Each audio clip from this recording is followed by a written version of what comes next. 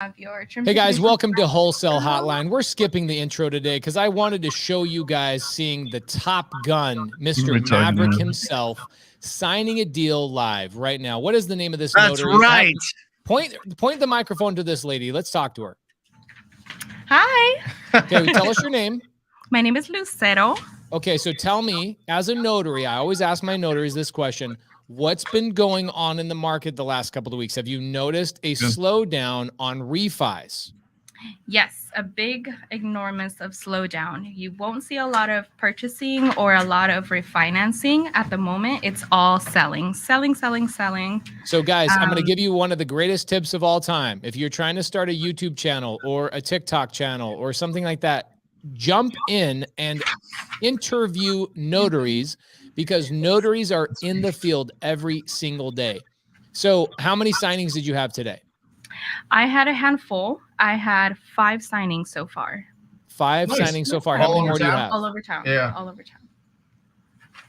And nothing compared to last year, which was my top signing number was 13 loan signings. And those are loan signings. So they take about an hour. Like real, like purchases, or were these refinances? They were purchases contracts, whether if they were in a conventional loan or if they were in an FHA loan. Okay. Yes. Now, let me ask you this. Are you working with a lot of title companies that are working with investors, or more traditional, or it's both? It's both. It's both, because last year there was the FHA loan, which was the first-time home buyers giving the assistance to provide to purchase a property for the first-time home buyers. Yeah. So there was a lot of qualification for those, a lot of VA loans. In this moment, there's going to be a lot of sellers. Sell price, it's cash purchase. Yeah. To the sellers that are selling now. Right. Yes. So a lot more cash purchases. Yes. Than getting loans. Correct. Really? And sellers. A lot of sellers as right now. Brent, tilt your microphones to your faces. Tilt the microphones to your faces. We're not picking you up too strong. Here we go. Sorry. So if there's a seller, there has to be a buyer, right? Correct. And you're saying they're cash buyers? There's cash buyers.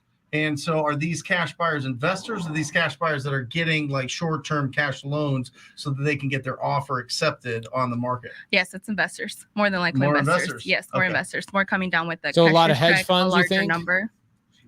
What's that? A lot of hedge funds? Hedge funds?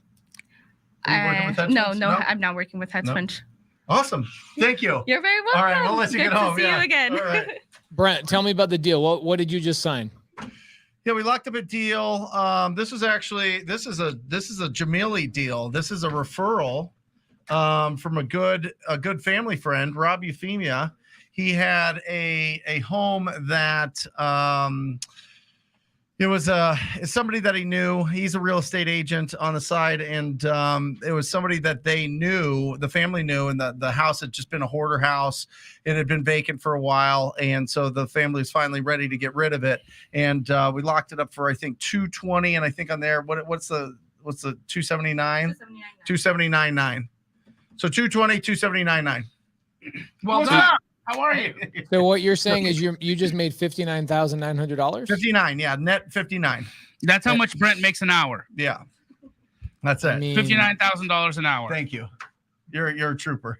That's awesome, guys. I mean, do you get when you watch somebody signing a deal on Wholesale Hotline? Do you feel like you're in the right place? You're in the right place. Turn that up. Oh, the A. Yeah. Shut the door, it'll get nice. Okay. Jamil's number one concern when stepping into a room is the air conditioning at 52 degrees. Me too, man. Bro, me too. I run it like so. I mean, it is hot as balls in Arizona right now. Yeah, it's getting warm. What is happening? There we go. So yeah, it was a good deal, Pace. It was smoking deal. I mean, buying a single family house right now for $279 in kind of Northwest Phoenix. It's a good deal. Very well done. It's a good deal. Good job. Yep. Good job. So what we do there, Pace, is if it's a bigger deal, or if it's the owner wants to get paid really quick. I think we locked this up 2 weeks ago. We're going to just go ahead and close it and then resell it. So we actually closed it last week and then sold it, and they're closing this week, which is great. Usually we align those up pretty close, but the buyer that we had backed out, gave us the 5,000 earners. So actually add 5,000 on top of that. Amazing. Yeah. And what was the reason that the buyer backed out? I think they just didn't run their numbers. I don't know. Oh, they didn't give you. It's somebody we all know. Oh, okay. Yeah. Okay. Yeah. Okay. And was you expecting this, or was it a surprise? I have warned. Yep. Okay, so a repeat offender. Yes. Okay. Somebody that likes locking up a lot of deals and sells some of them and gives a lot of earnest money away. Oh, Yeah. wow. Good. Good. So I'm gonna ring the bell for myself. Here we Ring go. the bell. Yeah, please. This will Here be a wholesale hotline first.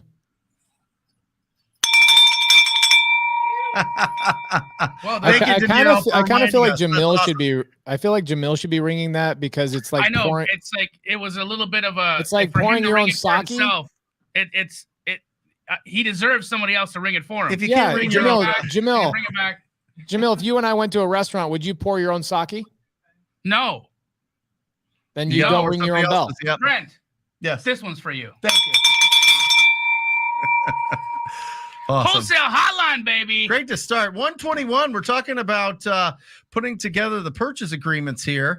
Pace has got it fired up so we can actually look at it as we go through it. But I think it's really important to understand this. I think that we've all done deals very sloppily in the beginning with the verbiage that we put into our contracts, and yet we still got the deals done. Correct. Right? Yes. Now, we can help clean up a lot of that, but the point is don't stop yourself from committing to a really good deal or finding a really good opportunity because you don't really feel comfortable or that experienced with the purchase agreement, right? Yeah, yeah. And, again, guys, the reason why we give away contracts, why if you come to my social media, you can, DM me on IG. I give away contracts. I know Pace also will help people with contracts. Brent also gives away a contract. The reason we do this, guys, is so that you have access to documents that we have gone and spent money having to create, right? So my team has spent tens of thousands of dollars on our purchase and sale agreement, on our option agreement. And so it's important that you have access to really good documents and let us do the heavy lifting for you, right? So you can use these, but it's also important to understand where in those documents you could get burnt, where in those documents you need to be aware so that you don't lose earnest money, so that you remain compliant and you don't breach the contract. There you go. All right. So this contract that we'll go through, it's only 3 pages. It's very simple.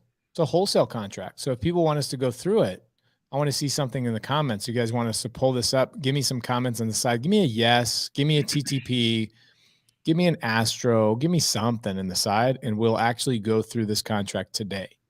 So Brent. Yeah. You made $59,000 of that deal. 64 technically because we took the first buyer's earnest money, but yeah. What does that mean? It's interesting because we originally had, they committed 5,000 non-refundable earnest, and they were supposed to close on time, but decided that they weren't going to close, and just gave us the earnest money because they were out of town on the other side of the country.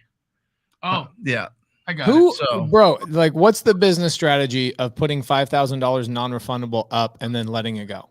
I think if you do it enough, you and you have a big enough buyer's base that you can sell a lot of deals, right? Yeah. But if you don't, maybe you just didn't get it out in time, or maybe you just kind of forgot about it or whatever else, and it didn't get pushed out in time, and so they were supposed to close. They forgot about the deal, and so they gave up the earnest money instead of trying to scramble. Why not close it? Did they not believe in the deal, or they weren't interested in actually buying it? Or yeah, I think so. Okay. Yeah. Okay. It's very rare. It's very rare. And it's something that I'm watching because we had another one cancel yesterday, actually this morning, because they said that their construction crews were too backed up. And it was somebody that we've sold a lot of deals to, an actual fix and flipper in town in a good area in 85032. And they ended up not closing. So we got the earnest money there and put it back out. And Jeremy's already got it resold. But it's a pain in the ass. Yeah.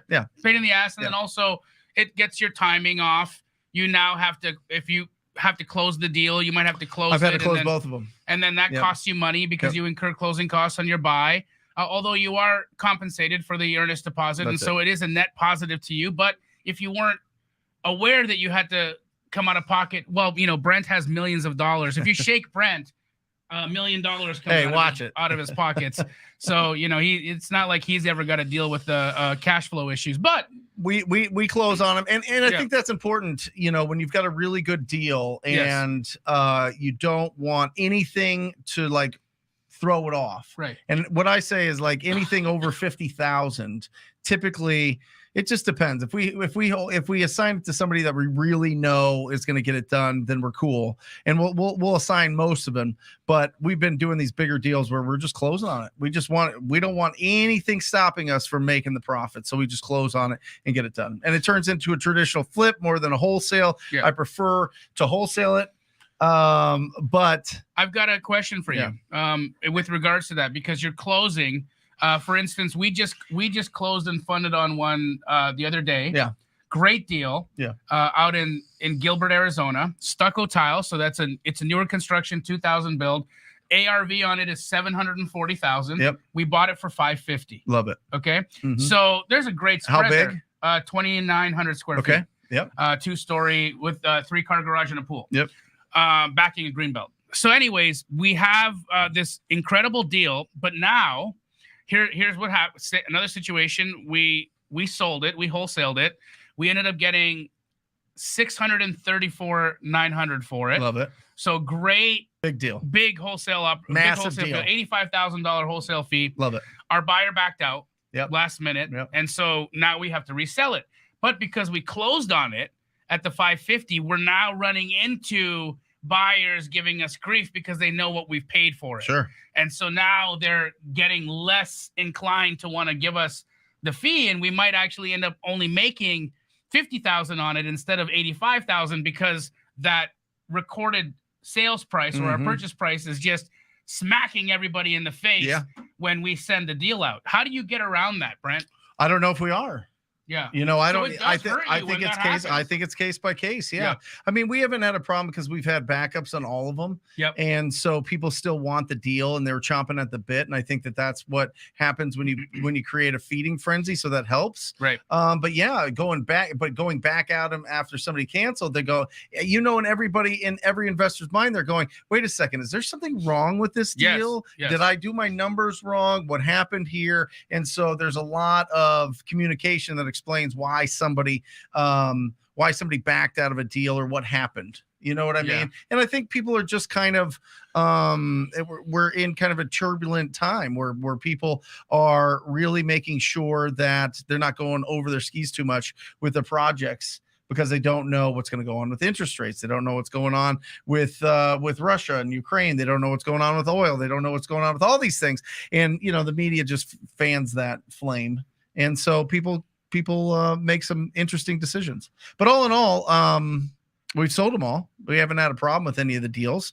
It's just taken longer than it usually. Yeah. And it's just this month. I don't know. As soon as it gets hot here, everybody that has wealth is gone. Right. So it's like you have to over communicate in the summertime here in Phoenix to sell your deals because everybody's kind of not in their usual routine of hanging out at their house. Right. Right.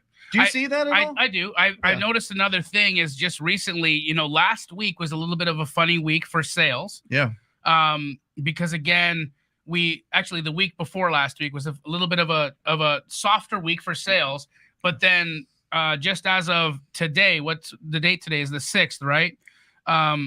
Look at this. Our sales started spiking again, brother. Mm-hmm. And if you look here, just as of today, we're at 14 transactions, the 6th. Love it. We're at 14 transactions. Yep. And, with an average deal size of $17,000 per deal. And look at the number of sales that have happened. So is this Slack? This is Slack. How important is this to you? Oh, it's the arteries of our entire business. That communicate. Everybody communicates. How we all communicate. And the reports that you run, how important are those? They're very important because it tells us what's happening. Right. What I was trying to say here, guys, is that 2 weeks ago when interest rates first spiked, we did have some, pause. Yeah. But the wholesale buyers, the fix and flip buyers have been coming back to the table rapidly because interest rates started dropping again. I know. It's listen, we can't control any of it. So just take action. Take action. Just keep building up your pipeline of opportunities and you win. So Pace, you got a bunch of flips on the market. What are you seeing? Slow down and less offers. Still selling in their first week, but a lot less offers. And buyers are now starting to be a little daring. Their agents are starting to say, hey, be a little daring and ask for some repairs. Come in a little bit under list. Of course, we're not looking at those offers, but we are definitely getting offers now starting to ask for more stuff. I think that will continue, and it will ultimately get to a point by the end of the year that I think it'll stabilize a little bit. Our houses are still selling like super quick and still over list, but it's a lot less offers. And you heard the notary. What'd the notary say? Yeah, cash buyers, cash purchases. I just wonder if she felt confused. Well, no, I mean the title companies hire certain notaries, right? Yes. So the Great American that we work with, they're like all investors. Yeah. So you know what I mean? That might throw it off a little bit. She was Yeah. She wasn't really understanding the. But when there is any kind of government program to help with first-time home buyers, there's always a spike. Right. Always a spike, which is what happened. So anyway, Brandy, first time on Wholesale Hotline. Yeah, you posted here's the whole point of the show is to squad up, Brandy. Let everybody know where you live, where you do business, what you're excited about, what your strategy is. And so that you can start connecting and start building up that JV partnership, or maybe it's just an accountability buddy, or it's somebody that's going to just be a positive influence in your life and understands what you're doing with your professional life, going out there and finding discounted properties, because you're going to talk to a lot of people in your friends and family and loved ones that are going to have no idea what you're talking about when you say that you are interested and focused and determined to wholesale real estate. So make sure you surround yourself with people that understand what you're doing, because they're doing it as well. All right, couple things. Go ahead, bro. Hey, thank you for the sub 2 challenge. No, I was gonna say, we had some people question whether the secret agent challenge was starting today or Wednesdays. Guys, it's starting on Wednesday at 8 a.m. Pacific. Wednesday at 8 a.m. Pacific. If you still haven't registered, Emily's gonna put that in the chat right now. You can get your final Jamil. Tell people in. People won't sign up for a challenge unless they know what they're going to get from it. What am I going to get from it? What's the skill I'm going to learn? What support am I going to get? How long does it go? Give me a rundown. Give me the elevator pitch. Let's go. I love it, Pace. So what this challenge will do is teach you how to have quality conversation with real estate agents so that you can build relationships with these agents and find great opportunities from them. So either fix and flip deals, buy and hold deals. We're going to teach you how to do agent outreach so that instead of cold calling homeowners, you can actually go to the source of where many, many deals come from and get those deals directly from real estate agents. That's the same strategy that I built Keegley off of. It's the same strategy that hundreds, if not thousands, of astro flipping students are getting massive success from. And to add to that, we're adding on Dan Quijano from the sub 2 community to also come in and teach people how to pitch agent on terms. So if you are trying to get your hands on an opportunity subject to or owner finance, and you don't know how to have that conversation with a realtor, Daniel Quijano is going to show you how to do that during the challenge as well. So you're going to get the language, how we are approaching agents in this new market condition, how we are getting these opportunities under contract, how we are getting them to send us those deals before they get listed on the MLS so that we can wholesale them for massive thousands and upon thousands of dollars worth of assignment fees. How much is it? The challenge is free. What? Absolutely free. That's crazy. It's not free. It's not free to you. I just got off a phone call with you. You'll probably spend a good $4 or $5 grand running a free challenge for everybody. Yes. That's awesome. Yes. It does cost. By the way, Daniel is phenomenal. He's So incredible. you do not want to miss it, guys. This is a no-brainer. If they sign up, is there a replay? Is there not a replay, or do they have to watch it live? It is live, and if you sign up, you will get access to a replay. But only once. But only once. You gotta after watch that, it once? we are going to be restricting it after that. So guys, make sure you show up and make sure you take notes. Awesome.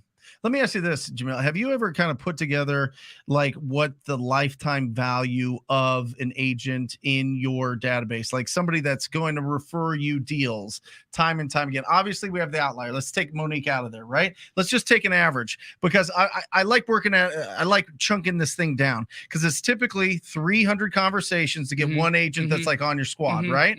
And so that's typically about 30 hours. Let's call it 10 agents an hour. Once we get a deal from a realtor and we perform and the deal goes the way it should go, right? Typically, we're seeing a deal a quarter.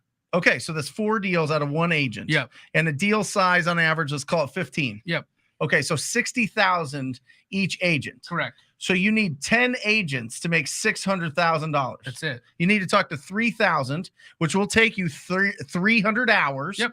But if you look at that by a week, that's talking 6 hours a week of making calls 5 days a week, right? To do 600,000. You can look, for instance, Michelle and Paul, right? They work on average 3 to 4 hours a day. Right. Right. Now that's some of that time is spent doing outreach. Some of that time is doing transaction coordinating. Some of that time is talking to buyers. They live virtually. Yeah. They have no home. They're just out in the world living wherever they want. Yeah. And in 6 months, they were able to generate $500,000 in income. Bro, you know Billy Bell, my old disposition manager. Yes. He's been in Croatia doing deals. He's been in Colombia doing deals. All he does is reach out to real estate agents in Boise, Idaho. There you go. Literally. They're in Phoenix, and that's all he's done since Jeremy's took over Dispo for my company about 2 years ago. And I mean, he's right there at almost $1 million a year. Incredible. Like living the life. I mean, the dude's living. He's traveling. He's on a sailboat. 3 months out of the year. Crazy. Guys, you need to jump on this. Make sure that you join the Secret Agent Challenge 2.0 Wednesday. What time? 8 a.m. Pacific. Awesome. It's going to be awesome. Pace, you want to crack open that contract? I'd love to. Let's go. Hey, all right, guys. So we have a setup it right now. Looks good. Yeah, your mom set it up for me. Pretty good.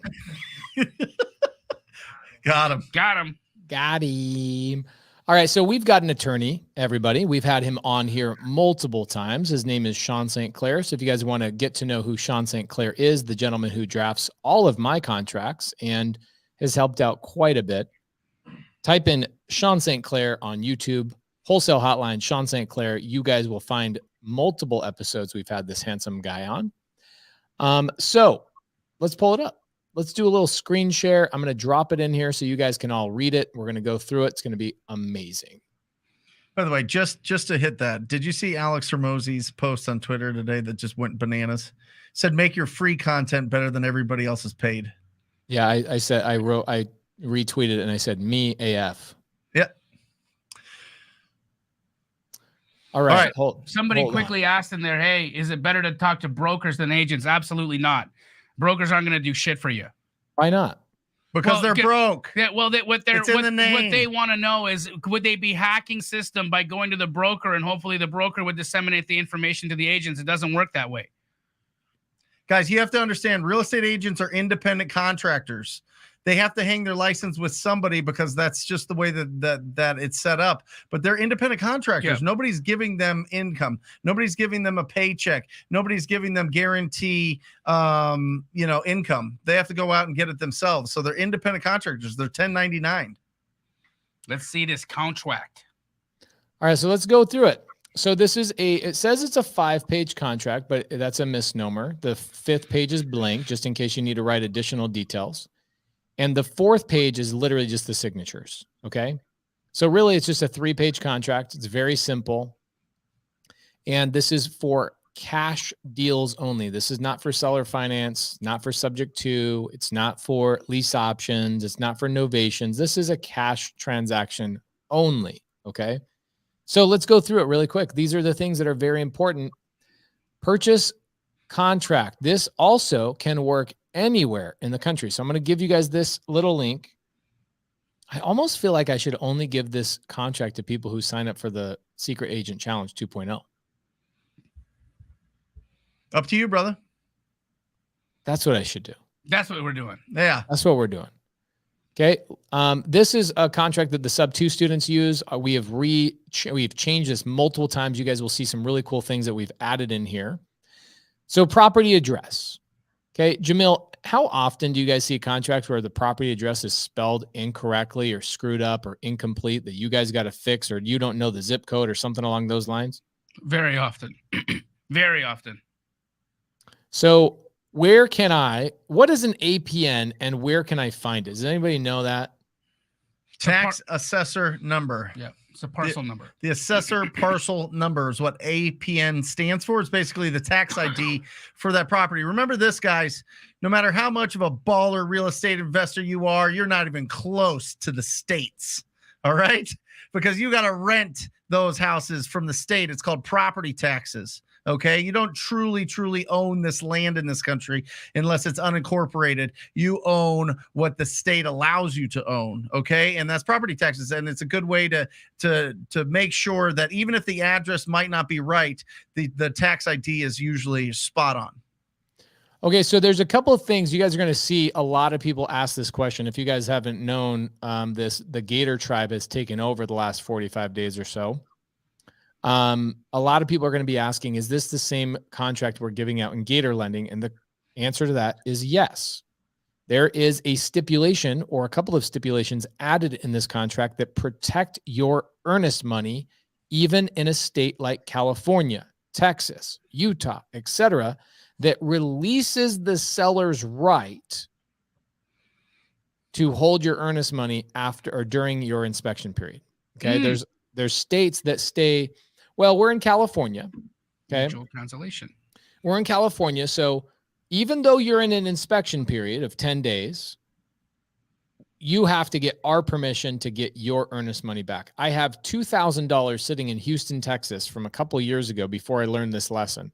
Texas is another one of those stupid ass states that require a seller's mutual release of your earnest money, which I feel like is really counterintuitive, right? Yeah. I'm giving you earnest money during an inspection period. If I don't like what I see during my inspection period, I should get my earnest money back because it was during my inspection period. Right. In Arizona and multiple other states, that's not a problem. You just say, I'd like to cancel the contract. I don't even need to tell you the reason why I'm canceling the contract. I just don't like what I saw. Please send me my earnest money back. Unfortunately, in states like California, Utah, Texas, Florida, and a handful of other states, you have to, even if you cancel during the inspection period, you have to do what, Jamil? You have to get seller to agree to sign off. It is what you're trying to accomplish is get a unilateral cancellation, but you need mutual consent in those states. And so both seller and buyer have to sign. And let me tell you, that can turn into a nightmare. What if they don't give you your earnest money back? They can't sell it? No, here's what they do. They refuse to sign the release of the inspection period, release of the EMD. Yep. And so you literally, your money just sits at title. But they can still, they can go and resell it. They're just holding money hostage. I just had a deal. This is why we added this. This is something I ran into in Utah. I had a deal in Utah that I was in contract. We were closing escrow a week or so later. The seller decides, I want to change this whole entire thing. They started getting really crazy. Luckily, it was during our inspection period. I go, it was a seller finance deal. So this seller started getting crazy. Do I want to deal with a crazy seller in a seller finance situation? No, because they're going to be my bank for the next 30 years. Yep. So I go, fine, let's cancel. I don't care. She goes off to sell the property to somebody else at, a higher price. I'm so grateful I didn't have to deal with her anymore. And I went to the title company and said, please send me my $5,000 earnest money back. What happened? No. Okay, no problem. Let us get the seller's permission, and then we'll send that $5,000. Oh, what do you mean seller's permission? It's during the inspection period. We both mutually canceled the contract. Yeah, we know you both mutually canceled the contract, but you have to sign. The seller has to sign, and you have to sign on the release of the earnest money. Wait, what? Is this why people in those states only use like $10 for earnest money? That is correct. Yeah. Okay. That's how you get around that. That's how you get around that a lot of times. But what happens when a seller now, especially nowadays, where a lot of wholesalers are competing with each other and they say, I'll give you $1,000, $5,000, $10,000 earnest money in other states. Okay.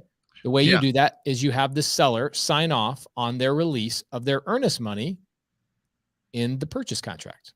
Yep. Okay. So we wrote that into the purchase contract. We will get to that in just a second. But yes, to answer that question once and for all, please, guys, everybody in the comments, help me out, because somebody else is going to ask the same question in 7 minutes. When they get off work, they're going to say, is this the contract that allows for the release of the earnest money, even if the seller changes their mind? The answer is yes. It is the Gator contract. It is a cash wholesale contract. Okay. It also, a couple of things I really like about this.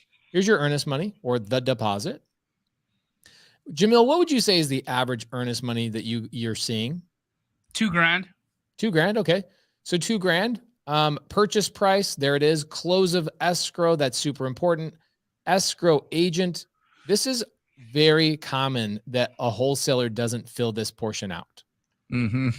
I wonder why. Why would you say that is, Brent? Well, if it's your first deal, you're not really sure where you're going to take it. You can put in there TBD by buyer within 24 hours of acceptance. Yeah, most of the time they just don't know exactly who they want to bring it to or what to do next. They're just out there taking action, which is great. But just make sure that you have somebody that is a really good escrow officer. A really good escrow officer or closing attorney, it is literally like somebody on your, it makes or break your business. Is it maybe a good idea to squat up in the comments and find a good title and escrow company that could help you in your local state? 1,000%. Yeah. All right. I mean, it's absolutely critical that you have somebody that has done a lot of these deals, has navigated a lot of waters, and can really take the ball and run with your seller, because those sellers, remember, it took us forever to get them, right? Yep. We talked to these people, even with some agents, you know, where they're sending us these deals and we still have to talk to the property owner, still work this out. And then all of a sudden they ghost us for like 65 days. And we're like, what happened to this person? And then they're like, finally, oh yeah, I'm going to sell. And then you get it under contract, and then they don't fill out the identity statement from the title company, right? You know what I mean? Which holds everything up. So if you have a really good escrow officer or closing attorney, they're going to get in, they're going to sink their teeth into that transaction. They're going to make sure that they over communicate and get all the ducks in a row so that you can close smoothly. Because listen, that's their job. Your job is not to do title and escrow. Your job's not to, find out what liens are on the property or whatever else. That is the title companies. Our job is to find discounted property and sell it to incredible investors. So Jamil, how are people going to get a copy of this contract that probably has cost in excess of $10,000 of multiple revisions over the course of about 2 years? How are they going to get a copy of this $10,000 nugget? We will email it. We will email it out to the registrants of the Secret Agent Challenge. Awesome. Only the registrants. Love it. Love it. Okay, cool. So parties, what does parties mean? Okay, you got the seller and the buyer. I can tell you this is a little problematic. This was an issue that the attorney had. He's like, man, I asked him to get this contract down to a 3-page contract. Can you show the contract just so that I'm sorry. I thought I was. I'm very sorry. So my attorney at one point had multiple lines for the seller. So the husband's name, the wife's name. Sometimes you have sellers that are 5, 6, 7 people on one contract. So that's why he added this blank page at the end if you need to add additional things. Okay. But we wanted to keep this contract very simple. We wanted to be smaller than 3 pages or right at 3 pages so people were not intimidated. And guys, as you can see, the first page, there's really nothing intense about this contract. It's property address. It's earnest money.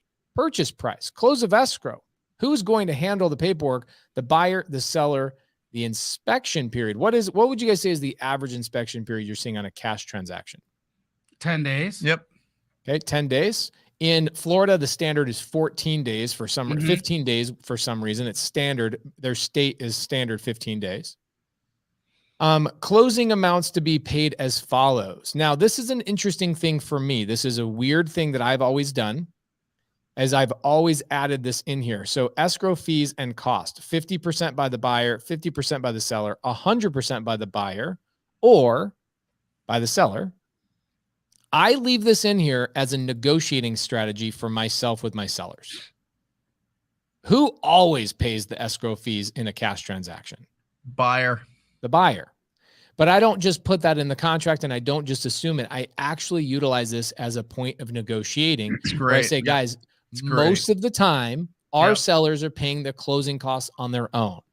And when I got a decent price on the property, I will split the closing costs. What would you like to do today?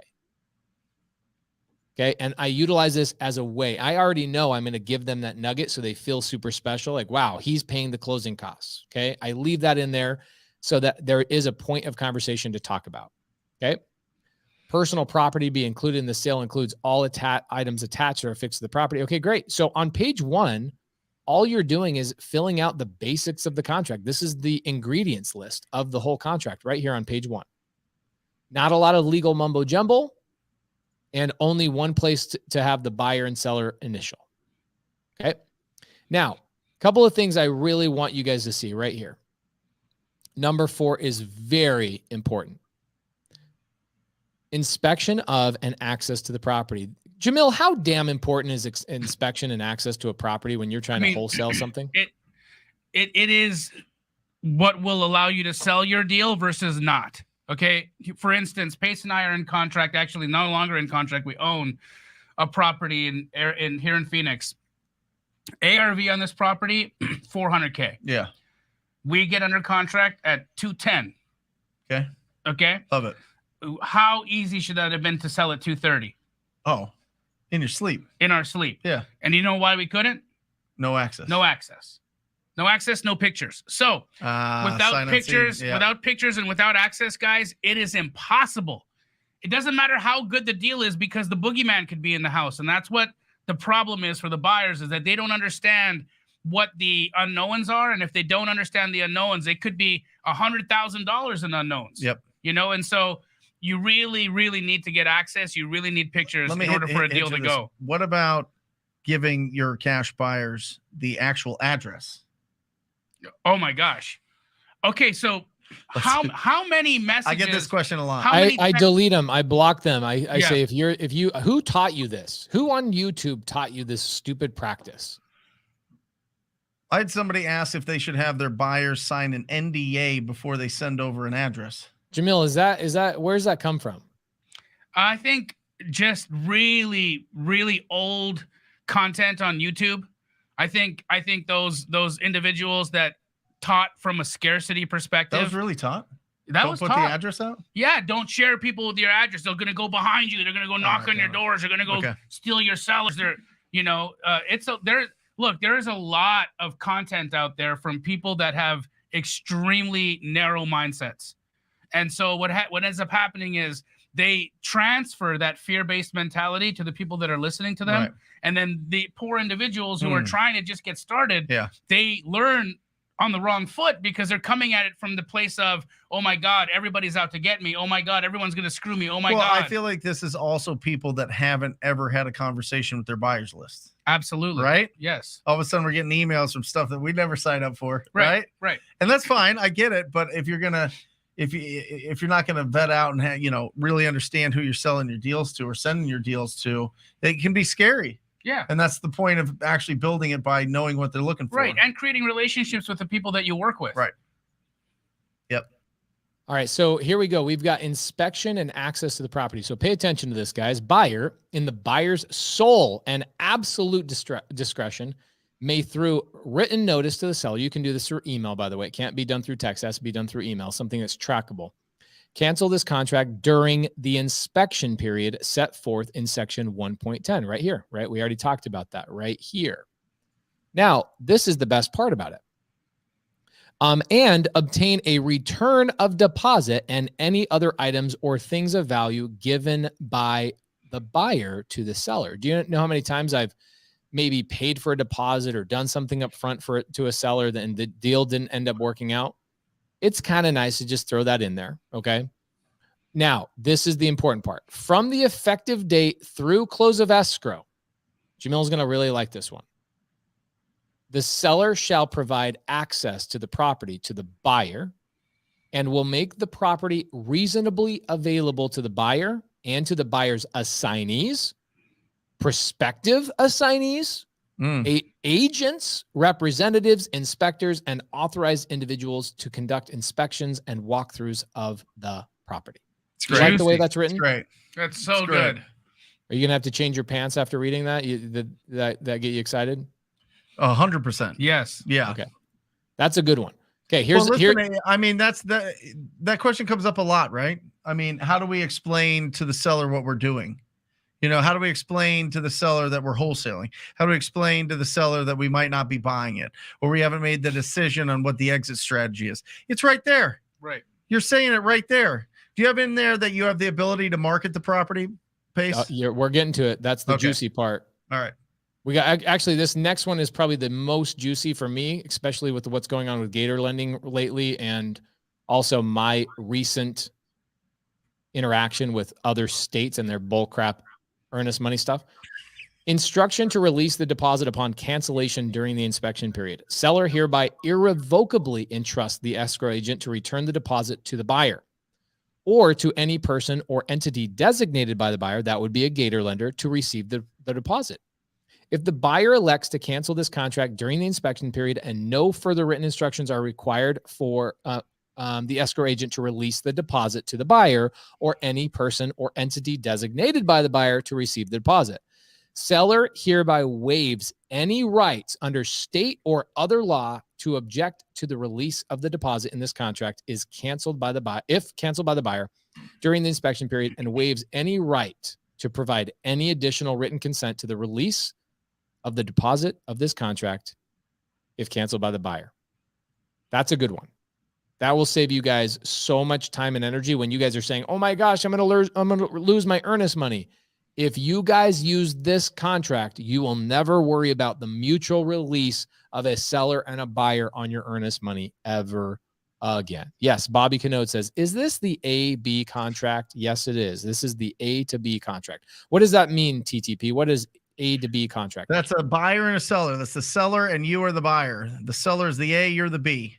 This doesn't bring into the cash buyer yet, either by an assignment or if you do a B2C contract, which would be you to the seller, to the buyer. Jamil, I think Chris Gross sneezed when we answered this question earlier. Can you re-answer this question for Chris Gross? Yes. Anybody and everyone who signs up for the Secret Agent Challenge 2.0 will receive this email to them after a random day during the challenge. I won't tell you what day. Can you please have Emily repost the link, or Bobby, can you repost the link in the side chat so people can have it fresh to death? Absolutely. We got 600 people on here today. I think we should have 600 additional people. There's already thousands of people ready to squat up in the Secret Agent Challenge 2.0. And we will be giving this contract, as you guys can see, this is a dope-ass contract. We haven't even gotten to some of the juicy parts. This is that juicy.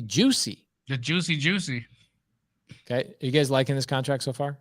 Love it. It's great. Okay. Got a couple more good ones. Okay. It's a shorter contract, but there are a couple of good ones. Close of escrow. Okay. Cure notice. This is good. That's a whole conversation by itself. If a party fails to comply, we won't go into that today. Okay. Here we go. This is the good stuff. Okay.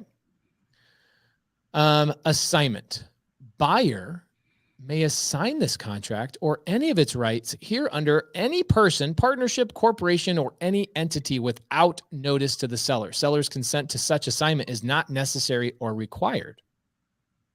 So what do you say if a seller brings that up to you? You go, well, sometimes for me, this is true. Depending on what we choose as an exit strategy, whether it's a fix and flip, an Airbnb, whatever, an addition or a long-term rental, we will assign it to the appropriate LLC.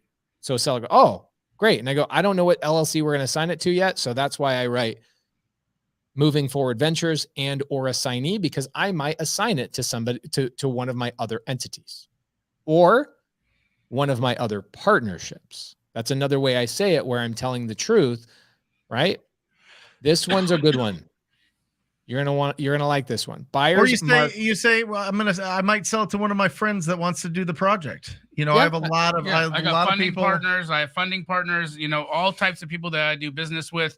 We're not entirely certain what entity will be the one that takes this down, but we will identify that way before close of escrow. I just want to highlight Lending Ventures for $19.99. Thank you for all you do. Greatly appreciated. Thank you, thank you, thank you for that $20. $20. Hey. Boom. Thank you, thank you, thank you. Appreciate that tremendously. That will pay. That's a drop in the bucket, but it does help towards this $10,000 contract that we're going to give you. Thank you, thank you, thank you. Okay, so here we go. Next one.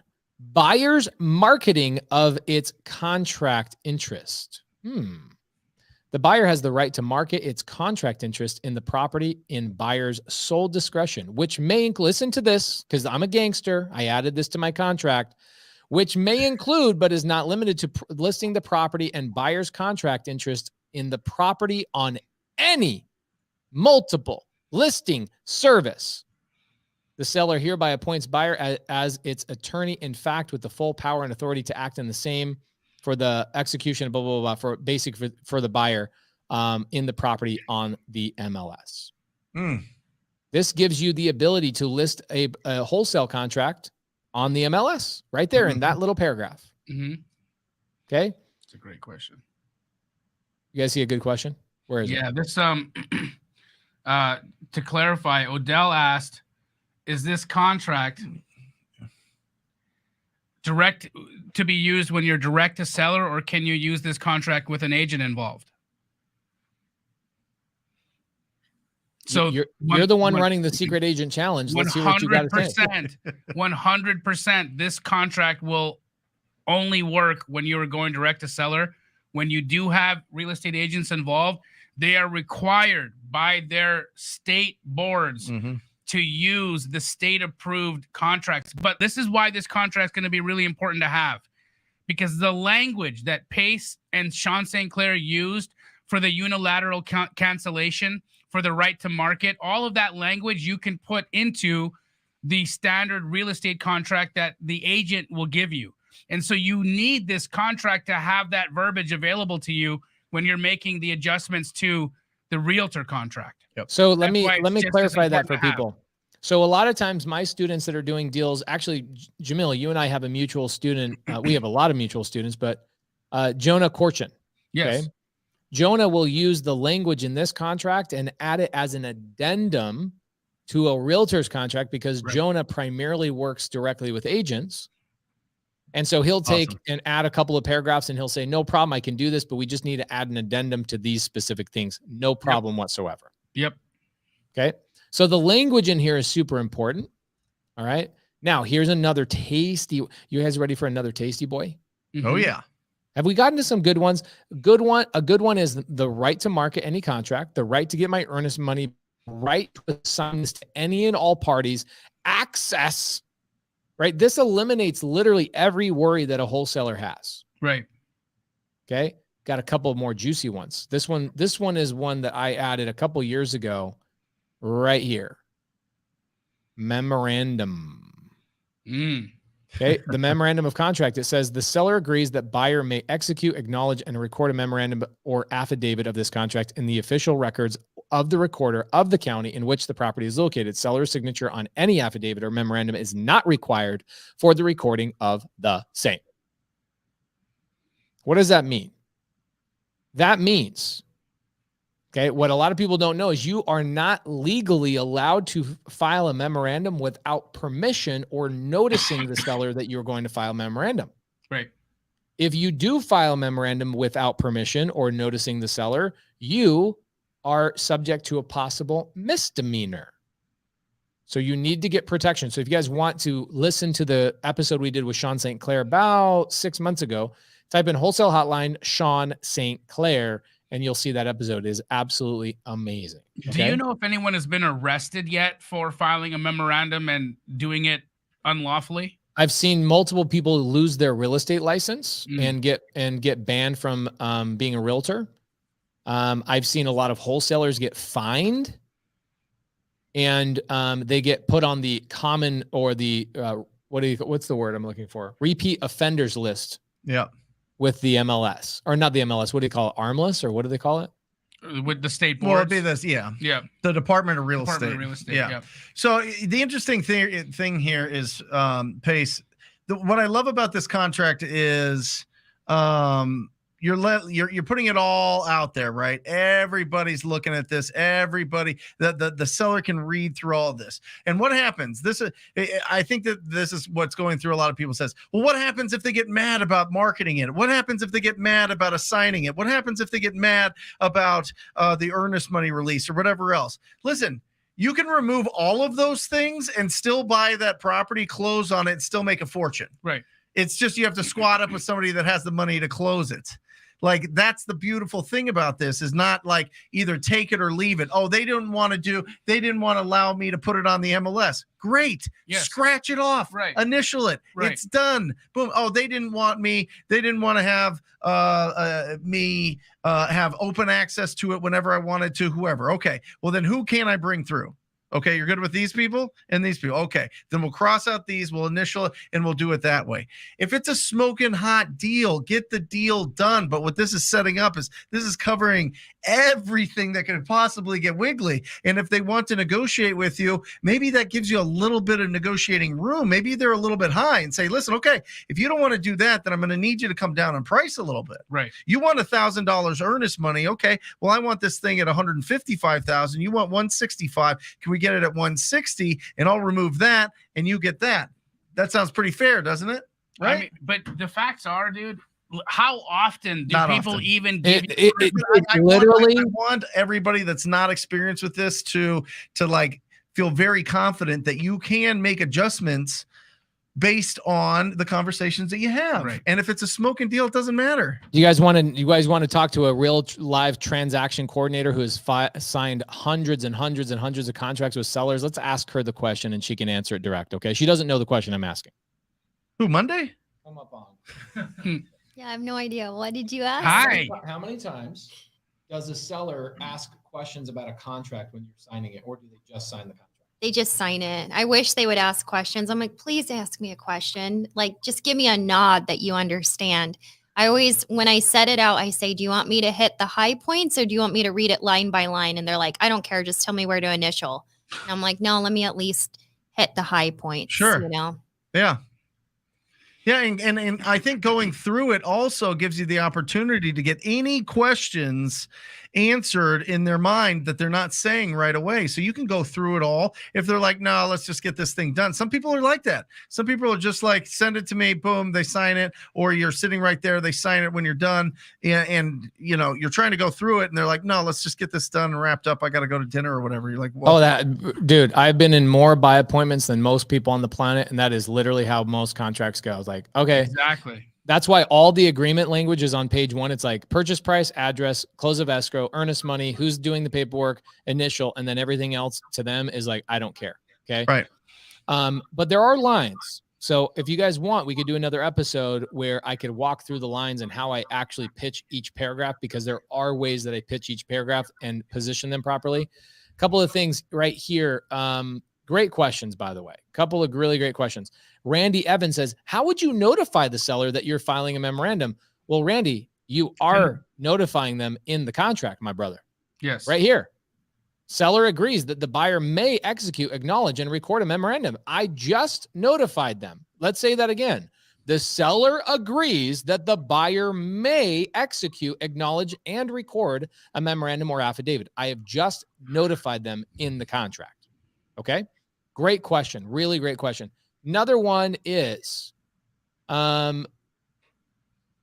one's going to be dope, by the way. Secret Agent Challenge, guys. So many people ask the question of how do I get my hands on this contract? I'm seeing it again right here in their comments like 4 different times. Where can I get these? Jamil, where in the F can I get this contract? You will be emailed this contract after you register for the Secret Agent Challenge on one of the days. I don't know what day we'll send it to you. It could be after day 1, could be after the last day. We'll decide. But sign up for the Secret Agent Challenge. And guys, the Secret Agent Challenge is free. And for those of you that are asking what it is about, well, this is where we're going to teach you how to get deals from realtors, off-market deals from realtors. If you don't know how those conversations go, if you don't know how to ask, if you don't know the way to navigate getting an agent to send you a pocket listing, you will learn these skills, and we're going to do it all for free because we love you. Steve Hall says, I have, this is one of my most common compliments. Pace has the patience of Steve Jobs. I get this all the time. Oh, no, he said Job. Sorry. Yep. I'm very biblical today. Yeah. Okay, so those are all the big juicy parts. Let's push this back up here. Those are all the big juicy parts. Okay. Amazing. It also talks about this contract may be executed by electronic means, because there are some states that will say, well, you can't do this unless it's signed in with a pen. Ink. But this contract Wet actually gets signatures. rid of that. Okay. Yep. This is the beautiful thing about contracts. The more time you spend with attorneys and you learn stuff, you can take state law and negate state law as long as the seller and the buyer agree to it. It is absolutely unbelievable and super amazing. Okay. Buyer disclosures, voluntary agreement, seller acknowledge. I don't know. I never read that one. Oh, this one is basically the seller is may assign its contractual interest in the property for a profit. This one's very important. You want to tell people that you plan on making a profit. So in the state of Arizona, we now have to tell people that we may wholesale the contract. Have we done that a couple of times in this contract? Yep. Multiple times. Okay. Now, there you go. It's a 3-page contract.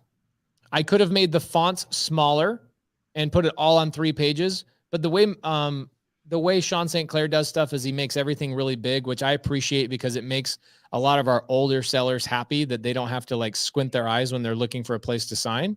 So I actually appreciate that he does it this way. So it's a 3-page contract with an additional page of signatures. Is this a pretty simple contract? People can't see and need to squint when they're reading? I mean, that's a total Jamil move, but we got the font real big on our screen. There we go. Where do you register? Jamil, do you see why it's so hard to get people to sign up for a challenge? It's crazy. It's in the comments. It's in the comments, you guys. never know. He might be on my channel. He might be on somebody else's channel. So a lot of times people just show, you know, we have, what I find is about 20% of our people are constantly turning over. They've got phone calls they're on, their kids, that and the other. People sneeze and they miss the link or whatever it is. Jamil, where the hell do I register for this event? The link is in the chat right now. Bobby's going to post it right now. You can sign up. There it is. It's right there. It says register here, guys. It's a big long link. It doesn't look normal. It's not somebody spamming you and trying to take your social security number or anything like that. It is AirMeet, which is the software that Jamil and myself use for our challenges. It's a very good piece of software. I love it. Lewis says, is this contract ready to use? It is not ready to use. You know why? Because you have not signed up for the Secret Agent Challenge 2.0 and you have not received this. And so it has not reached your inbox quite yet. I think that would be a smart move for you. Go there. And what I would do is I would tell Jamil's team, Emily or Bobby, I would say, hey guys, go to the, I don't know if you guys know this, but you don't have to wait for the challenge to start to email everybody. You can go into AirMeet right now and email everybody that's registered tonight or tomorrow morning and go, yo, as promised, here is the wholesale contract that is workable in all 50 states. Awesome. Pace, give me some meat just real quick on the line that says you have the right to market this contract. And they're like, what does that mean? What you know what I mean? Like they're hitting you with the seller's like, yeah, wait the way I used to do this, which I used to do this when I had a lack of confidence when I was brand new. I would say stuff like, well, I've got to go market this to my lenders because I'm going to go borrow money.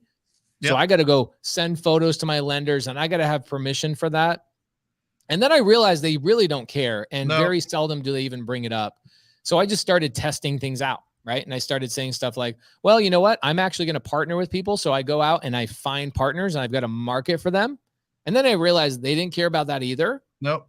So then I started saying, well, you know what? Depending on how many projects I have going on around this time frame, I might take one of these projects and sell it to one of my friends. And so I need to market that to some of my friends. And they go, oh, okay. I go, don't worry, you'll get the purchase price if I end up marketing this and selling it to somebody else. Just depending on, I got to keep my crews busy, right? That's what I always say. So we go out and we get a bunch of properties, and depending on how many we get and what our pipeline looks like, I might sell a few of them off to some of my friends. Yep. one of our strategies is we reach out to every single one in our network to see if they want to do the project. If they do, we assign it to them and they pay us a fee for that. But that doesn't affect your bottom line. You still net the same amount. Make sense? Let's see here. I would like to see a video on how you pitch each paragraph in this contract in the future. Do you want to do a role play with me at some point? We'll role play. You're the seller, I'm the buyer, and we can go through and do the contract. We'll release it to only people that have signed up for the Secret Agent Challenge 2.0. My wife says she wants to sex role play with me. Uh-oh. Right now? Tell her we got like she's 30 more she's minutes. Breastfeeding. Oh. When you're registering for the challenge, guys, designation, we're trying to find out, are you an Astro student, a TTP student, a Sub 2 student? That's what they're asking. Oh, awesome. Yeah.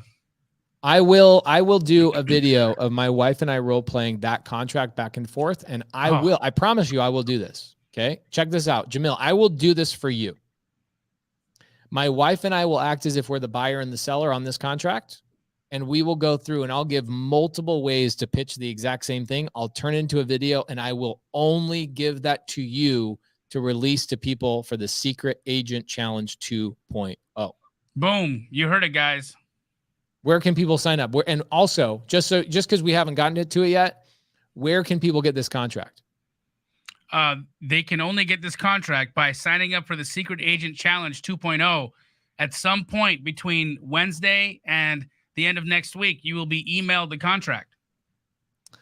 Stephen Collar says there are only 276 people watching and only 76 likes. Fix this, people.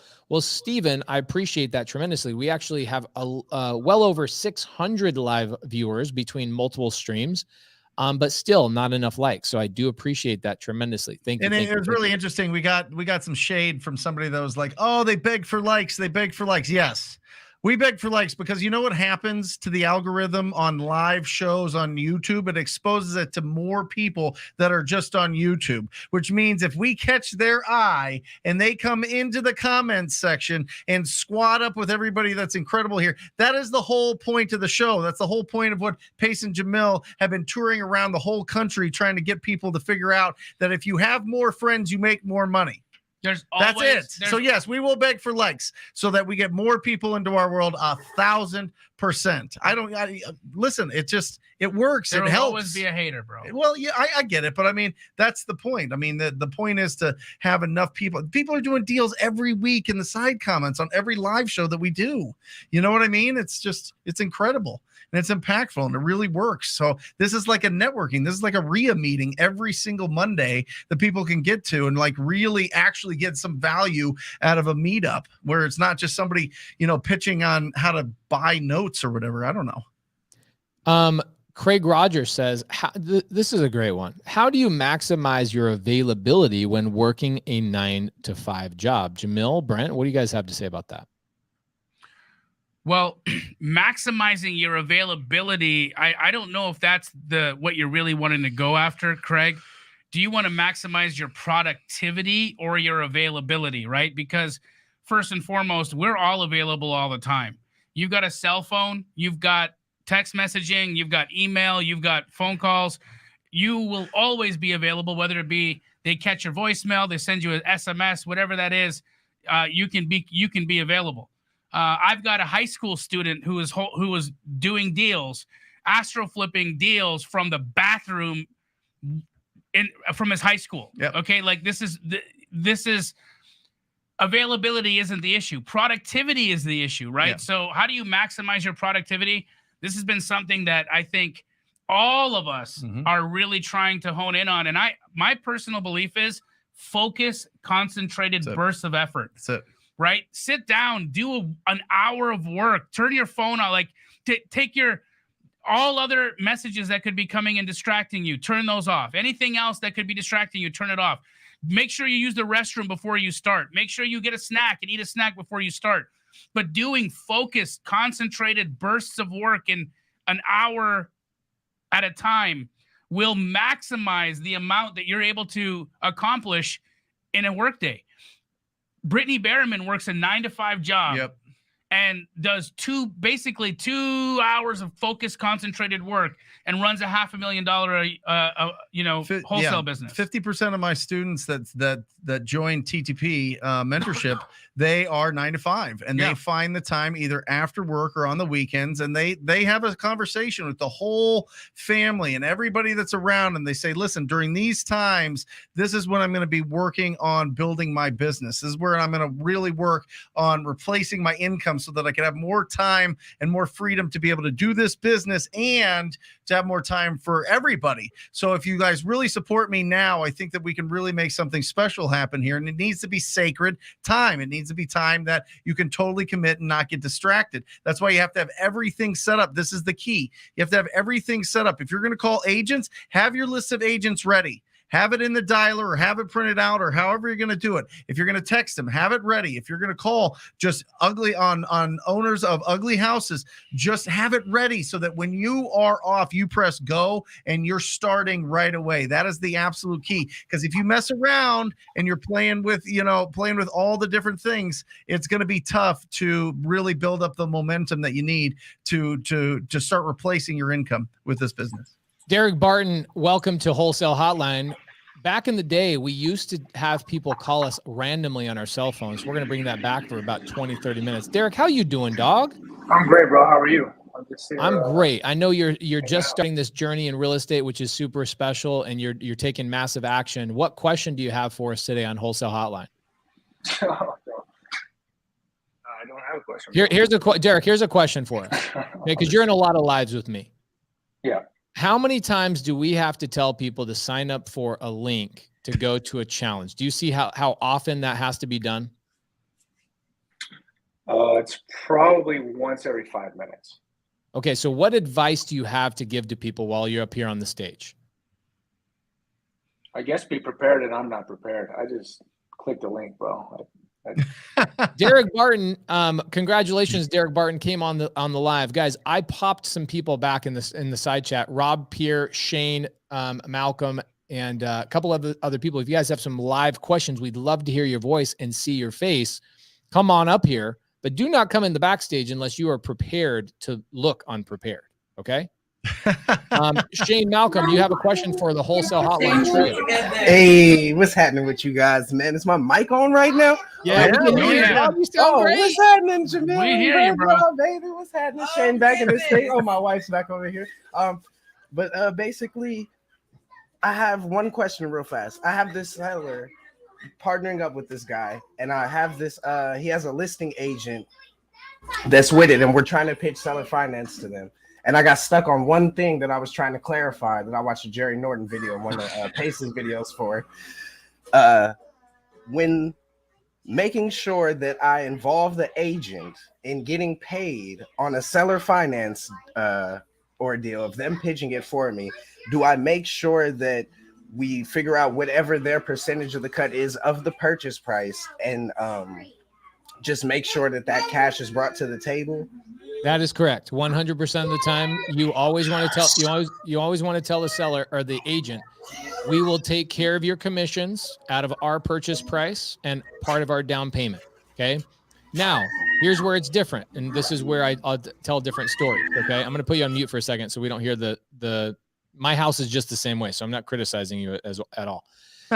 So here's where it is different. When I'm calling an agent who's had a 6-month listing that has not sold the property, I do not offer to pay that agent full commission. I just don't. They haven't been able to sell the house. I tell them I'm going to pay them a finder's fee, usually of about $2,500. My last home I lived in, I paid the agent $2,500. Okay. But 99% of the time, you're going to tell the agent, hey, we will take care of your commission as part of our down payment in this seller finance transaction. And now, what are you doing, Shane? I'm going to assume, Shane, I'm going to assume you're planning on assigning the seller finance deal to somebody else. Is that correct? That was going to be the second option. At first, we were going to try to find some our own type of like gap funding for it. Okay, so Gator in there or something. ironic that you should bring this up because Robert Peer, I don't know if he has his camera on today, but Robert Peer actually is a lender and made a comment in the side chat earlier that I was paying attention to, but you weren't, Shane. And he said, "Hey, I'm Robert Peer and I'm looking for a place to lend some freaking money." So have you been trying to squat up enough today, Shane? Not a lot. I just put together a bed frame for my son in his room. But all right, Shane, you know what to do. You go reach out to Robert Peer. Thank you for the question on Wholesale Hotline. Thank you. I think that's great. And I think that, I think you hit a really important point that I just want to highlight, Pace, is offer them a flat fee as opposed to a percentage. You know what I'm saying? They might go for like 500 or 1,000 as opposed to 3%, right? Because there's not a lot of, they're not going to be doing a lot on the back end. And if you're in a position where you need that income and you can make a good amount on assigning and sign that deal. You know what I'm saying? Oh, yeah. Marlana, how you doing? Marlana. Hello. Hi. Hello. Hi. Do you have a question for us today, or did I just catch you by surprise? Both. Okay, good. Give us the question. I saw you making some great comments today on the show. So what do you got for us? So I'm all new to this, actually. I've actually seen Jamal for quite some time now over the course of like 6 months, looking at his astro flipping and stuff like that. My question is like, how is wholesaling in Washington State? Because I've contacted like the general, I get the head honchos of like attorneys, and they're basically telling me just don't act like a real estate agent because you don't have a license. I'm like, I know, but I need to know what's the legal way of wholesaling in Washington State. Marlana, did you know I'm doing a challenge in Tacoma, Washington, just south of probably where you're at? Where do you live? I live in Everett, which is 30 minutes away from Seattle. So it's on the other side. Okay, you're on the other side. Cool. Yeah. So I'm moving my family to Tacoma, Washington. On August 1st to September 1st, I'm doing a live challenge where my wife, the one that was joking about foreplay a little bit earlier, and my children are going to move to Tacoma, Washington to show you guys how to wholesale in a really horribly ran Democratic state. Sorry. No, you're good. I agree with you. As far as real estate is concerned, it is really challenging to hold properties in the Washington state. Yeah. We are going to show you how to do that. But Jamil, do you think it's any different of wholesaling in Washington versus maybe like, I don't know, Arizona? Is there something I do different? No. So what the attorney was trying to explain here was to ensure that Marlena was not acting as an agent. So how you do that is by being the principal in the deal. Marlena, here's the problem. If you have a seller, okay, and there is a buyer, and you try to connect them and say, hey guys, know each other, meet each other, and pay me, that's acting as a realtor because you're connecting the relationship. You're saying, hey guys, hey seller, hey buyer, meet each other, seller, sell this house to this buyer. Buyer, when you buy this house, give me a fee. That's called brokering? That's called brokering. You're actually connecting a seller and a buyer together and trying to be paid from it. That's not wholesaling, okay? Wholesaling is when you personally identify the opportunity. You identify the property. You then put that property under contract. And then you sell your rights to that contract to somebody for a fee. That's wholesaling. That is not connecting a buyer and a seller because you were the first buyer. Then you sold your interest in that contract to another buyer. So that is not brokering. So what the attorney was trying to establish with you is that you need to be the principal in the deal. If you are the principal in the deal and then you sell your rights to be the principal in the deal to somebody else, that's successful wholesaling, and you can do that as much as you want, and you can make millions of dollars doing that. Do you think that it would be a good idea for Marlana to get the contract we just went over? Absolutely. I already Before anyone says it, I already signed up. I already signed up. There we go. After the link was like distributed the third time. But yeah. I have a question for you because Yeah. this is Wholesale Hotline and I haven't asked a question of anybody lately. Why did it take you till the third time the link was posted? Because I didn't know what I was trying to put in for the designation part. So I put to get away from my 8 to 5. So interesting. I don't know. I've been thinking about wholesaling since I heard about it a year ago. And I'm seeing a lot of distressed properties a lot more. I live in the Everett area.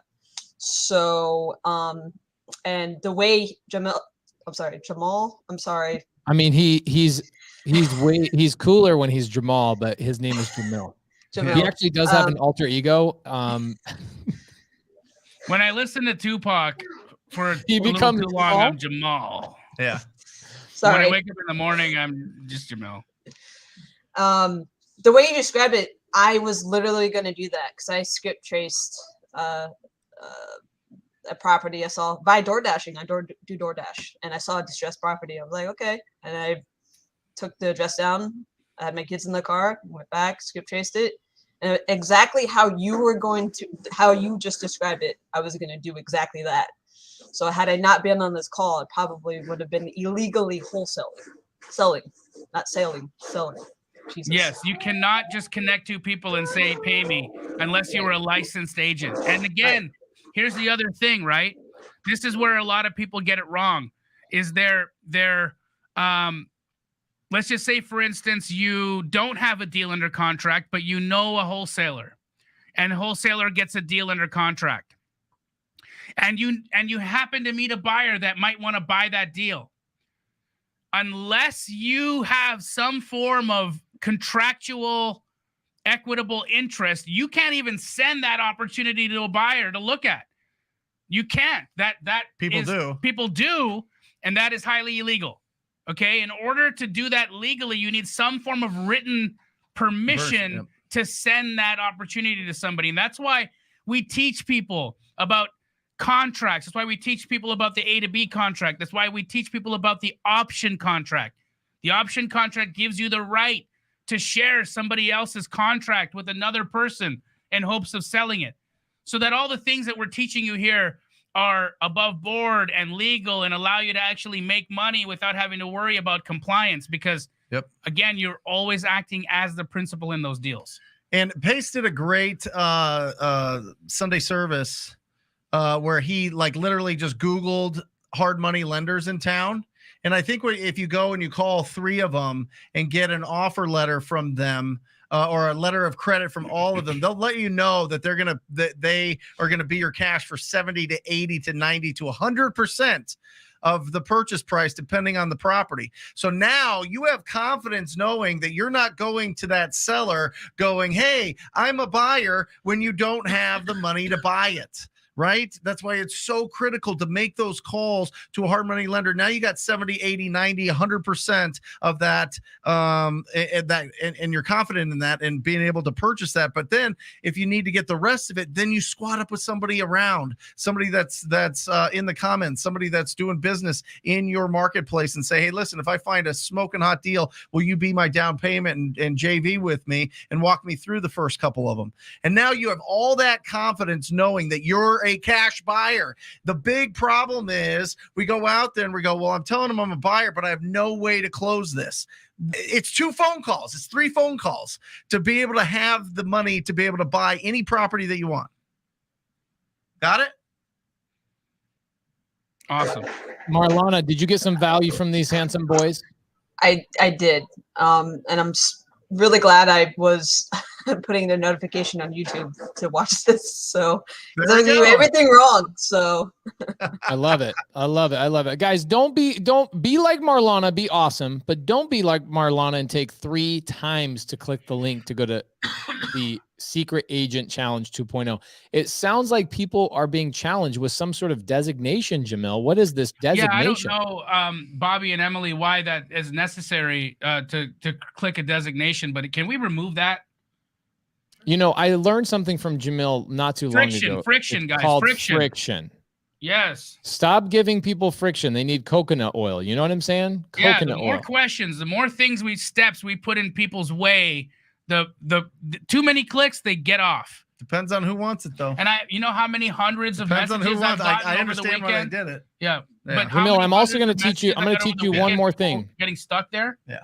Jamil, here's another reason why your people are having a hard time right here. Yep. They can't paste it because the link is too long. So what you need to do is go to Linktree or Shorby, and you need to shorten the link to something easier. Should we do that right now for everybody? Would love to. Okay, Yeah, you got. sure. I'm gonna. Here we go. Sebastian. Bobby's on it. Sebastian. What's up, man? What up, guys? Sorry, I had dental surgery today. Hurts. No Oh, problem. I'm sorry. I'm sorry to Thank you hear for that, man. joining Your reception's really bad, man. You got a question for us? I just want to ask, not really ask, but appreciate you guys. I was able to close on a deal while I was getting my root canal done. Come on. $75,000. I was sedated completely, and this notification came through. Signed contract, baby. $75,000. Ring that bell. In the middle of surgery. Yeah. So it wasn't that terrible. And How'd you find that deal, Sebastian? I'm here in Mexico just chilling. What? Where was the deal at? This was in Katy, Texas. It was I love Katy, Texas. Jamil and I bought boots there one time. An ugly house, and we were able to just get him. You know, we like the ugly ones. Did you call him? Did you text him? How'd you find him? Oh, I've been working this deal for a year. Matter of fact, you, Brent, we were on a live call like a year ago, and you helped me with some advice. I'm like, I'm gonna go see this guy because I gotta thank him. I love it.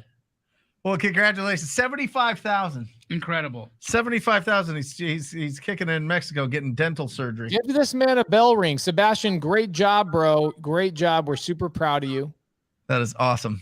We got 12 people in the back studio, and this is the way Wholesale Hotline used to be, guys. It's just crazy sporadic. I love it. It's great. Guys, let us know if you like this. I've been playing around with this as well, Pace, on the live show on Wednesday that I do, and I'd be interested to see if people like this format. It seems like they do, man. We do it on Sunday service. I went 3.5 hours a couple weeks ago on Sunday service, just cranking out questions. People do love it. I want to hear their voice. I want to hear the spirit behind the question. Mm-hmm. You know? Well, it's good seeing Sebastian. We talked a year ago, and now it's 75. That's incredible. That's incredible. Okay, let's get a couple more. We got 8 minutes left, so we're going to do probably 2 more questions. Isaiah. Hey guys, can you hear me? What up? Yes, we can. Isaiah, I'm going to tell you why I picked on you. Okay. Lay it on me. Because there's a few people in the back of the studio that actually have their video turned on. So guys, if you want to come on the stage and ask a question, you better damn well have your video turned on. Okay. Because I don't know if I bring you up on here, I don't know if your audio's working, your videos, you know what I'm saying? So Isaiah, good job, bro. What question do you got for us tonight? Well, hey, it's good to see all of you guys again. I've met all of you guys in person before. I'm not sure if you remember, but we remember. We always remember. I appreciate that. Jamil, I remember you were talking about your guy Jonah. I think I might have listened to the podcast episode with him, Jonah, out in the Bay Area. You guys were talking about like something about an addendum, or where that because he does your astro flipping where he works with agents. I guess I was just kind of asking, like, how exactly does he go about it? Because, my market, I'm in Southern California. And so I tried doing text blasting and all that. It was pretty crazy. So now I'm kind of doing the agent route. And so I was just wondering, if the agents are obviously going to use their state approved contract. So how do I go about using, this additional contract? By the way, I did sign up for the Air Meet Wednesday at 8 a.m. So how do I go about being able to use that in addition to the state approved contract? So you would just put it in whatever terms you want to add, you would put them into additional terms, right? And so, for instance, there is the unilateral cancellation. I would put that verbiage into the additional terms section of the contract. I would also put in the disclosure that you are buying with the intent to make a profit. I would put that into the additional terms. I would also put in the access and the inspection additional term. And if you plan to file a memorandum, I would put that verbiage in there as well. So those are just sentences that you would tell the agent, hey, please add these additional terms into the contract. And there's a section in every state-approved real estate contract that agents use. There's a section at the end of the contract that says additional terms and conditions. That's where they would put those sentences in. Awesome. Isaiah, also, are you getting these deals? Are they listed when you're working with an agent? Are they listed on the MLS, or are these going to be off market that the agent brings to you personally? No, ideally off market, because once something hits the market over here, I mean, people are always bidding above like the listed price, even if it's distressed. Like, so I'm like emphasizing to get them to me before it's on market. So I would go over those terms, everything that Jamil just said with your agent, and just make sure that they understand why you have it in there, and make them understand that if they're comfortable presenting that to whoever these off market sellers are, because maybe the seller gets a little bit weird by it, and you can remove that and just close on the deal and get it done either way. So be flexible with it, right?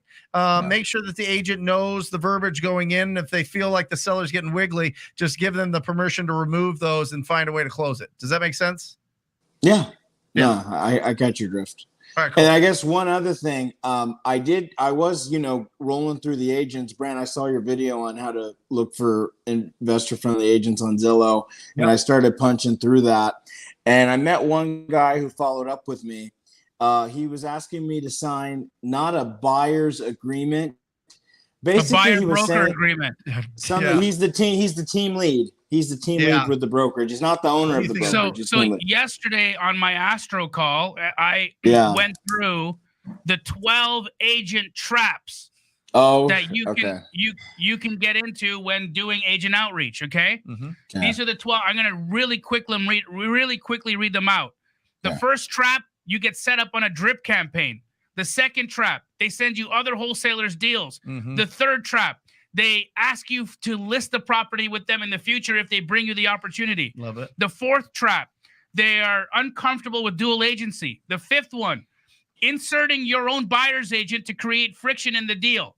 Seventh, an agent making you use their title company. 8, asking you to see the property in person before actually signing the contract. 9, how to get a proof of funds. 10, contract that's unassignable. 11, the mutual cancellation clause. And 12, the cancellation guilt trip. The buyer broker agreement is in there. That's number 6. I will go over all of those traps over the Secret Agent Challenge because there's too much in that list to go over right now. But there's no way that we can sign up for that, right? That's you can't sign up for that, right? No, I've shut it down now because nobody knows how to choose their designation. Well, now they will. Tell them they're type in anything. Blah blah blah is how you type your designation. TTP. There you go. TTP. Or Astro or sub 2. It doesn't matter. Just choose something. Pick a thing. Gosh. Well, Jamil, here's the one thing though. Yes. I mean, granted, obviously, I know he's an agent, and his end goal is to earn my business. But he emphasized like, oh, you could always cancel. You could always cancel. No. How it works? What you would say is, my friend, I appreciate you wanting to have an exclusive relationship with me so much because it shows how dedicated you are to doing business with me. Yep. Here's the issue. I do such a large volume of transactions that I have relationships with hundreds of real estate agents, and it would be unfair to all of the agents that I've done work with in the past and will do work with in the future to sign an exclusive buyer broker agreement with you. But here's what I will do. Make this buyer broker agreement property specific, and I'm happy to sign it. Property specific. Yeah. Yep. I remember hearing about that as well. Property specific. Yeah. Isaiah, good to see you, brother. Always good to see you guys. Thanks for having me on. Good to see you. Hey, there was somebody in the side chat that asked about, are Brent Daniels' arms fake? Wow. Yeah. And I can tell you they're real. I've touched them, which brings me to my second question. How are your nuts? A lot better, guys. I know everybody's been wondering, but it's a lot better. You know. Yeah, you feeling The good? human Did you go body's get an a amazing jock thing. strap 2 sizes too small? You know, I'm not full Jerry Norton, but you know, maybe if I have to. Whatever you it took care takes, of Pace. business. Whatever I love it takes. So, what is the theme of this show, guys? Is I would say secret agent challenge. I want to just remind everybody, Mr. Daniel Quijano himself. Okay, he will be on the super secret agent challenge 2.0. He's going to be teaching you guys. Daniel Quijano actually runs what we call the nightly dial in Sub 2.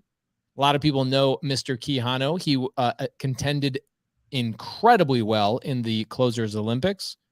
He runs the nightly dial in our mentorship, which means he gets all the new students in Sub 2 all on the phone with sellers. Leads that I generate for the community. Dan Quijano trains them on how to talk to sellers every single night for 4 hours, Monday through Friday. So he's a killer. And he's going to be on the Secret Agent Challenge 2.0. Jamil, how can people sign up for that before we wrap up? They can sign up using the short link that we have now created for those people that found the first link too long. It is right there. You can sign up, guys. The registration will end tonight. Andre Wright says, didn't the challenge begin today? Starts yes. on Wednesday. The challenge started today, and the challenge was getting people to click on the link and have no friction. But don't worry, it's less challenging starting Wednesday morning when we actually talk to agents and do outreach. It's going to be dope. Yep.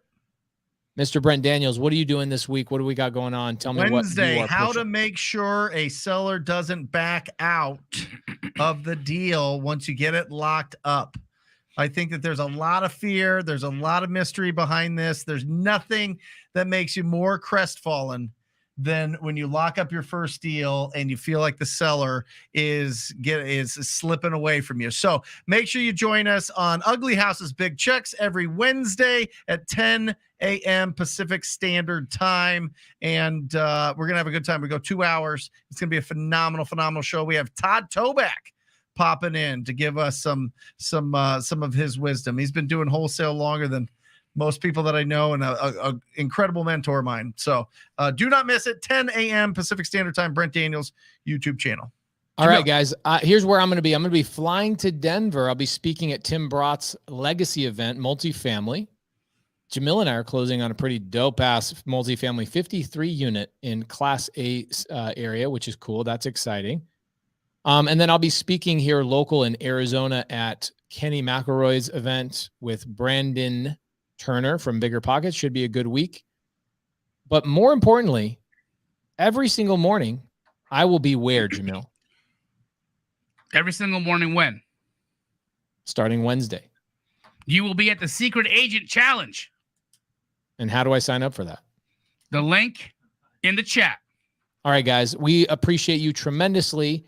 I will be releasing the contract to everybody in the super duper secret agent challenge 2.0. Okay. And then my wife and I'm not joking. I am going to do this. We are going to do a role play of how to talk through that contract. And I will only give that video to you to give over to your people in that challenge. So guys, we love you. We appreciate you. We will see you guys next week on Wholesale Hotline. Which number? Wholesale Hotline number what? 122. 122. Thank you guys. Later. Or just say squat up. So squat up and enjoy the show. Yeah. Yeah. Okay. 1, 2, 3. So squat up and enjoy the show. What are you doing? I didn't say that thing. Why? I don't know. Okay. So squat up and enjoy the show. Cool. I think we should use the one where Jamil doesn't say anything.